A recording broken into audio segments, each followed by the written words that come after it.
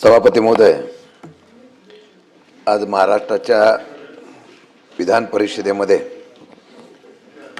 आमच्या काही सदस्यांना निरोपाचं 2 मिनिटं आसपास मी फार नाही बोलणार आहे. निरोप समारंभाच्या निमित्ताने आपण या ठिकाणी मी बोलण्यासाठी उभा आहे. सभापती महोदय, एका सामान्य कुटुंबातील एका तरुणाला आदरणीय शरदचंद्रजी पवार साहेब, स्वर्गवासी अजितदादा, छगनजी भुजबळ साहेब, विजयसिंह मोहिते पाटील साहेब या सर्व दिग्गज नेतृत्वाने संधी दिली. विधिमंडळाच्या राजकीय क्षेत्रामध्ये 1999 सालापासून ते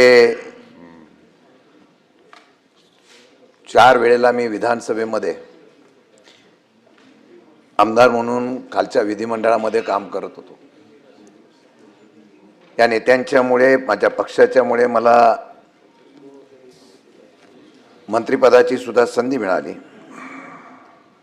अनेक पदं मिळाली.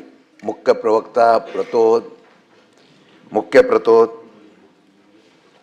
कधी मध्ये सत्तेमध्ये असताना, कधी सत्तेमध्ये नसताना सुद्धा आपली भूमिका पक्षाच्या वतीने किंवा राज्याच्या विविध प्रश्नाच्या वतीने जे काही मला या विधिमंडळाच्या कामकाजामध्ये भाग घेत असताना जे काही मला योगदान देता आलं, त्याचा अनुभव सुद्धा माझ्या पदरामध्ये फार मोठ्या प्रमाणामध्ये पडला. आणि मला वाटतं की या सर्व ह्याच्यामध्ये काम करत असताना नेत्यांचा विश्वास हा फार मोठा असतो आणि जनतेचा विश्वास फार मोठा असतो. मला वाटतं मी ज्या पद्धतीने काम केलं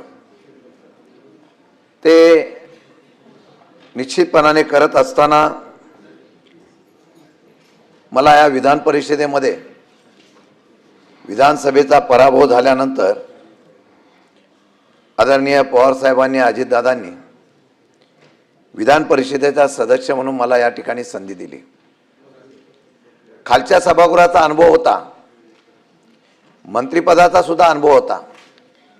पण प्रवीणजी, वरिष्ठ पातळीवरचं असले हे सभागृह हे खरोखर या सभागृहामध्ये चर्चा होते. या सभागृहामध्ये चर्चेच्या माध्यमातून एक वेगळ्या प्रकारची दिशा किंवा निर्णय घेण्याची क्षमता सुद्धा पाहायला मिळते. अनेक लोकांचा उल्लेख केला की या सभागृहामध्ये अनेक दिग्गज लोकांनी या ठिकाणी योगदान दिलं.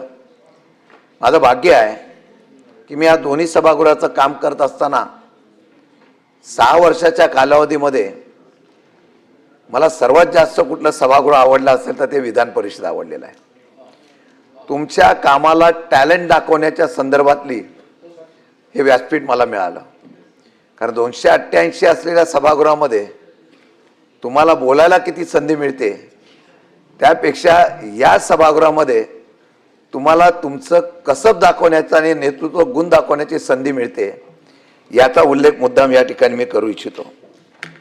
सभापती महोदय, राजकारणामध्ये बरेच आपण बघितलंय की राजकारणामध्ये चढ उतार सुद्धा येतात आणि राजकारणामध्ये वेगवेगळ्या प्रकारचे अनुभव सुद्धा येतात. उपमुख्यमंत्र्यांनी सांगितलं, सातारा जिल्ह्यातल्या मातीतला मी आहे आणि शिंदेंनी सातारा जिल्ह्यातल्या शिंदेंचा कौतुक केलं. हे माझ्यासाठी चांगल्या प्रकारची या ठिकाणी निश्चितपणाने शुभेच्छा आहे. पण मी आपल्याला एवढंच सांगतो, या सातारा जिल्ह्यामध्ये अनेक दिग्गजांनी या सातारा जिल्ह्याचं नेतृत्व करत असताना त्या सातारा जिल्ह्यामध्ये आमच्यासारख्या कार्यकर्त्यांनी इतकं वर्ष नेतृत्व करणं व यश मिळवणं एवढं सोपं नव्हतं. पण तरीसुद्धा राजकीय नेतृत्वांच्या असलेल्या पवारसाहेब असतील, बाकीच्यांचा उल्लेख मी सातत्याने करणार नाही, पण त्यांनी दिलेल्या पाठबळावर मी इथपर्यंत पोहोचू शकलो आणि आपण सर्वांनी साथ दिली. सभागृहामध्ये कधी आंदोलन, कधी सभागृहाच्या बाहेर आंदोलन, सभागृहामध्ये आक्रमकपणा, हा आक्रमकपणा माझ्या अंगामध्ये असल्यामुळे निश्चितपणाने तो कामगार क्षेत्रामध्ये असल्यामुळे त्याचा उल्लेख मुख्यमंत्र्यांनी केला. मुख्यमंत्री महोदय, माथाडी कामगारांच्यामुळे स्वर्गवासी अण्णासाहेब पाटील असतील, शिवराव पाटील साहेब असतील यांच्यामुळे मी कामगार क्षेत्रात आलो आणि राजकीय क्षेत्रात माझा प्रवेश झाला.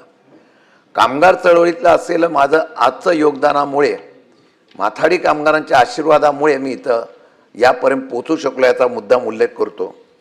राजकारणामध्ये चांगले वाईट अनुभव येतात. जेवढा माणूस मोठा होतो तेवढा त्याला घेरण्याचा प्रयत्नसुद्धा होतो. आणि मला वाटतं की आत्ताच्या राजकारणात मी बोलणं बरोबर नाही, पण मध्यंतरीच्या काळामध्ये अशा काही राजकीय घडामोडी होतात, त्यामध्ये या ठिकाणी आरोप खोटे पण होतात, राजकारणात अडचणीत आणण्याचा प्रयत्न होतो, गुन्हेसुद्धा दाखल करण्याचा प्रयत्न होतो. आणि अशा वेळेला कुटुंब असेल, आम्ही सगळेजण राजकारणामध्ये फार मोठेपणा असो. आणि मी मुख्यमंत्र्यांना तसं धन्यवाद देईन की त्या काळामध्ये ज्यावेळेला त्यांना सत्य कळलं तेव्हा त्यांनी माझ्या पाठीमागं उभं राहण्याचा निर्णय घेतला. हे सांगण्याचं पण धाडस लागतं, कारण ज्यावेळेला एखादी घटना घडते त्या घटनातून एखाद्या वेळेला चुकीचं झालं तर आयुष्य उद्ध्वस्त होतं. आणि ज्यावेळेला ते आयुष्य उद्ध्वस्त होतं त्यावेळेला मनामध्ये जिद्द काम करण्याची असते, ते कुठेतरी असं वाटतं की आता हे सर्व बंद करावं. आणि मला वाटतं त्यावेळेला मुख्यमंत्र्यांनी दिलेला असलेलं योगदान याचा उल्लेख करेन. फार बोलता येईल, पण मी एवढंच सांगेन की संधी मिळाली तिथं संधीचं सोनं करणं गरजेचं असतं. आज अजितदादा असतं तर वेगळं राजकारण पाहायला मिळालं असतं, आम्ही सगळे एकत्र येणार होतो आणि एकत्र आल्यानंतर वेगळी नवीन नवीन दिशासुद्धा आम्हाला भेटली असती, नवीन उमेद आम्ही ठरवली होती. असो, दादा गेले, परंतु दादा गेले तरी मी तुम्हाला सांगतो आदरणीय आम्ही आहे तिथं प्रामाणिक राहिलो. पवार साहेबांच्यावर असो, मला अनेक तसं प्रलोभन होते, अनेक त्या ठिकाणी बोलवण्याचा विषय आला, परंतु आपण जिथं आहोत ज्यांच्यामुळे घडलो त्या असलेल्या लोकांच्या बरोबर प्रामाणिक राहणं हीच खरी राजकारणातली विषय आणि ओळख असावी, ही पाळण्याचा प्रयत्न मी निश्चितपणाने केला.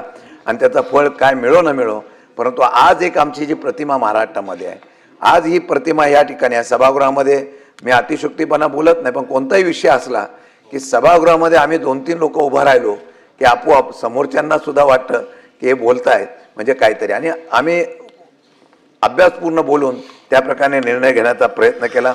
मी एवढंच सांगेन की आज या सर्व घडामोडीमध्ये ज्यांनी ज्यांनी मला सहकार्य केलं, ज्यांनी ज्यांनी आशीर्वाद दिला, ज्यांनी ज्यांनी पाठबळ दिलं, त्या सर्वांचं मनापासून आभार व्यक्त करतो. आभार व्यक्त करताना मग मी पण एक चारोळी आपली बोलून जातो. उडत्या पाखरांना परतीची तमान असावी, उडत्या पाखरांना परतीची तमान असावी, नेहमी नवी दिशा असावी, घरट्याचं काय केव्हाही बांधता येईल, क्षितिजा पलीकडे झेप घेण्याची मनात जिद्द असावी. अशा प्रकारचा या ठिकाणी उल्लेख करतो. नाही, मनामध्ये कुठले तरी क्षितिजा पलीकडे जाण्याची जिद्द असावी हा हेतू ठेवूनच नाही. लोकसभेला लढलो होतो, तुम्ही त्या दिवशी बोलला का नाही? लोकसभेला जर व्यवस्थितपणे झाला असता तर मी लोकसभेलाच गेलो असतो. पण ते असो, देवेंद्र फडणवीसाचं राजकारण मला निवडणूक झाल्यानंतर कळलं, मी त्याच्यावर काय बोलणार नाही. परंतु सभापती महोदय, मी एवढंच सांगेल काय, मी लढणार आहे. नेत्यांचा आदेश आला तुला लढलं पाहिजे. आम्ही सगळे होतो, उद्धवजी ठाकरे साहेब, आम्ही सगळे एकत्र होतो. त्यांनी सांगितलं तुला लढलं पाहिजे, ते लढलो. बघू ते पुढे परमेश्वराच्या काय मनामध्ये असेल ते आज सांगता येणार नाही. पण मी एकच सांगतो की शेवटी परिणामाचा विचार न करता जो संघर्ष करतो तो लोकांच्या हृदयामध्ये असतो, नेत्यांच्या हृदयात असतो. आणि मला वाटतं ते करण्याचा प्रयत्न मी केला, एक आपलेपणा जपण्याचा प्रयत्न केला. आणि मला माहिती आहे की आपण सगळेजण एका राजकारणामध्ये काम करणाऱ्या कार्यकर्त्याच्या असलेल्या कर्तृत्वाला निश्चितपणाने दाद देण्याचा प्रयत्न करता, ही निश्चितपणाने मी अपेक्षा व्यक्त करतो. आणि मनापासून आमच्या सर्व बाकीचे सदस्य जे आहेत त्यांचं सुद्धा मी मनापासून अभिनंदन करतो, आभार व्यक्त करतो. उद्धवजी साहेब असतील, त्यानंतर नीलम गोरेताई असतील, बाकीचे सर्व सदस्य, या सगळ्यांचं मनापासून मी अभिनंदन करतो, आभार व्यक्त करतो. आणि सभापती महोदय, तुमचं विशेषतः आभार व्यक्त करतो.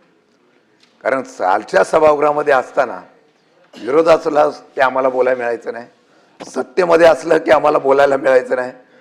परंतु ज्या ज्या वेळा तुम्ही आल्यापासून मला फार मोठी संधी मिळाली, त्यामुळे मी महाराष्ट्रामध्ये पोचू शकलो याचा उल्लेख मुद्दाम करतो.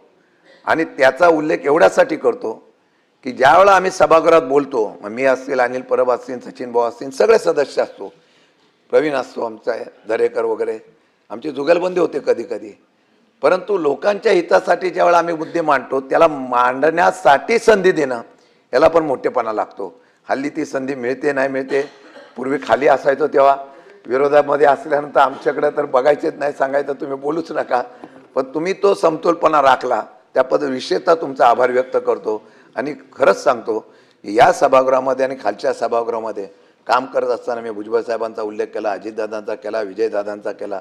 कारण 99ला तिकीट मागताना त्यांनी मला पवार साहेबांनी आणि सगळ्यांनी सांगितलं यांना तिकीट देऊन टाकायचे, एक लढणारा कार्यकर्ता म्हणून द्यायचं. 99ला आलो. 25-30 वर्षाचा कारकिर्दी माझी अशीच पुढे राहिली. ह्या सर्वांनी ज्यांनी सहकार्य केलं तेवढं निश्चितपणाने या ठिकाणी आमच्या सचिवालयात असलेल्या सगळ्या आमच्या या अधिकाऱ्यांचं पण मनापासून आभार व्यक्त करतो. आणि असंच प्रेम राहून द्या. परत कधी संधी येईल. कोणाच्या पोटात काय, नियतेच्या पोटात काय सांगता येत नाही. पण मी एक सांगतो, मी असं म्हणणार नाही मी पुन्हा येईन पुन्हा येईन पुन्हा येईन. पण मी कधी संधी मिळाली तर निश्चित येईल एवढंच सांगतो आणि थांबतो. रणजित सिंह मोहिते पाटील.